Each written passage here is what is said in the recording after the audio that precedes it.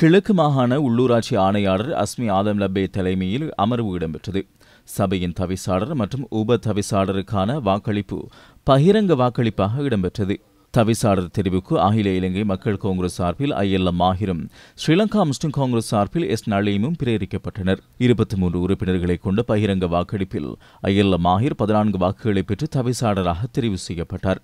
உப தவிசாளர் சார்பில் ஐக்கிய மக்கள் சக்தியினால் முன்மொழியப்பட்ட வினோகாந்த் 12 வாக்குகளை பெற்று உப தவிசாளராக தெரிவு செய்யப்பட்டார். தேசிய மக்கள் சக்தி உறுப்பினர்கள் 2 நடுநிலை வகித்தனர். பாராளுமன்ற உறுப்பினர்களான ரிஷால் பதியுத்தீன் மற்றும் அஷ்ரப் தாஹிர் ஆகியோரும் பிரசன்னமாகியிருந்தனர். நாவிதன்வெளி பிரதேச சபையின் தவிசாளராக இலங்கை தமிழரசு கட்சியைச் சேர்ந்த ரூபசாந்தன் தெரிவு செய்யப்பட்டார்.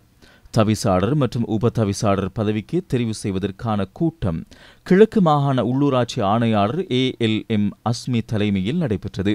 தவிசாளர் தெரிவின் போது தமிழரசு கட்சி சார்பில் ரூபசாந்தனும் தேசிய மக்கள் சக்தி சார்பில் எஸ் நிரோஷனும் போட்டியிட்டனர். ரூபசாந்தன் 8 வாக்குகளையும் ஐக்கிய மக்கள் சக்தி சார்பில் போட்டியிட்ட எஸ் நிரோஷன் 5 வாக்குகளையும் பெற்றுக் கொண்டனர். பிரதேச சபையின் உதவி தவிசாளராக சுயேட்சை குழு உறுப்பினர் கே குவனரூபன் தெரிவானார்.